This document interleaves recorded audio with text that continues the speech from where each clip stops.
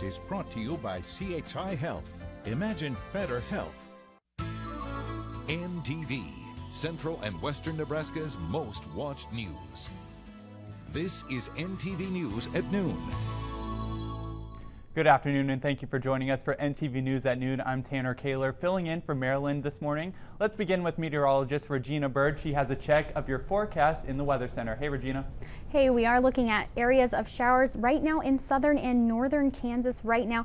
There's a chance that we could see some of those make their way into central Nebraska late this afternoon into the early evening hours. We're looking at a 30% chance for some showers, maybe a few embedded thunderstorms overnight tonight. 68 expected at supper time. We'll be in those mid 60s around bedtime and then starting off on the mild side tomorrow morning right at 60 degrees, and the chances for rain continue into our weekend, but we do see temperatures a bit warmer heading into Saturday and Sunday. We'll take a look at your full forecast a little bit later. Tanner. Okay, Regina, thank you so much. Now to an update on a story we broke last night on NTV News right here. Kearney police make an arrest in an apparent vehicular assault. Now, according to police reports, 25-year-old Felicia Hernandez was arrested on 2 counts of assault after she and 2 other females got into an argument. Hernandez then hit one woman in the face and pinned another with her car against the Village Cleaners laundromat just off of 3rd Avenue last night. Police say Hernandez then left the scene. She was booked at the Buffalo County Jail, and these pictures are from a car left at the scene last night that a witness says was hit during the disturbance. Tire marks could also be seen on the sidewalk. Now in other news, a 72-year-old man has died after falling into the water at the Calumet Reservoir in north central Nebraska. A witness reported the man fell in while getting onto a boat dock yesterday evening. The witness says the man struggled as he tried to swim to his drifting boat.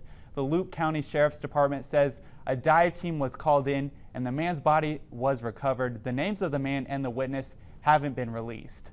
A Bellevue man who tried to extort a 16-year-old girl into sending him more sex photos will be in prison for 30 years.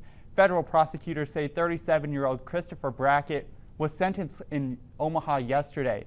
A jury convicted him of producing, transporting, and possessing child pornography. Prosecutors say Brackett met the 16-year-old girl online and went to Canton, Ohio twice in 2013 to have sex with her and record several images. Police in New York continue to sift through new clues while looking for those escaped killers. Authorities now focusing on a gas station near the prison, and new details emerging about the relationship between one of the killers and a prison worker suspected of helping them with their escape. Marcy Gonzalez reports from West Plattsburgh, New York.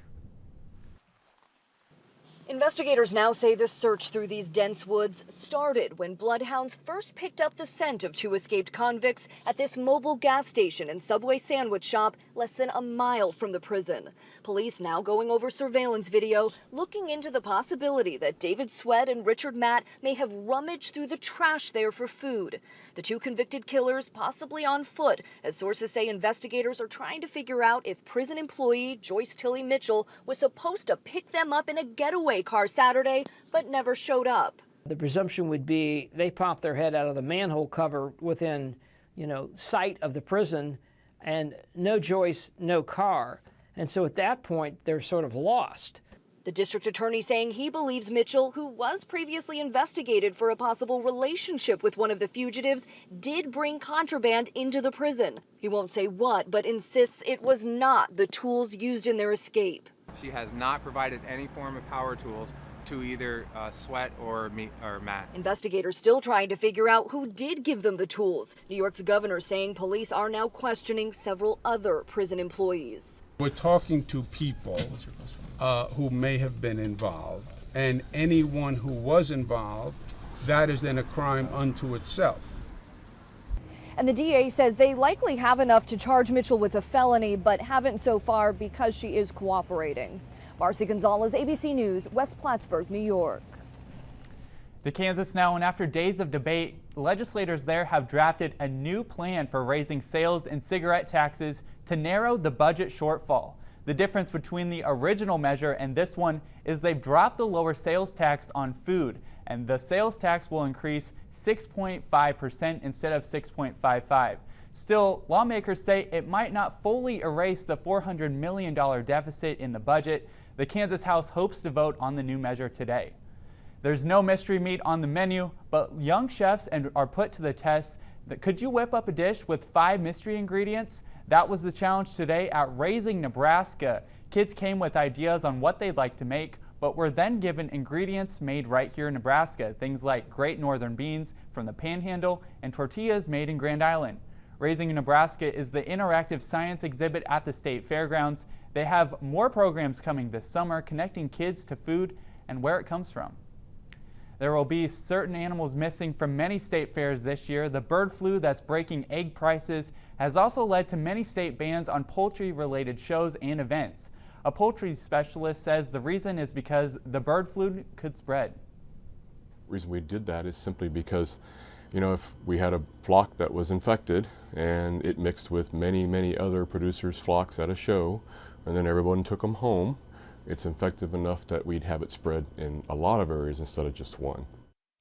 The virus has led to the death of more than 46 million birds, but poultry specialists say it's actually a sign the protection measures are working. What you're actually seeing is the system working. We've been having testing programs in place for decades to make sure that we monitor to see what's happening. If we find a positive, then we implement exactly what you're seeing on TV.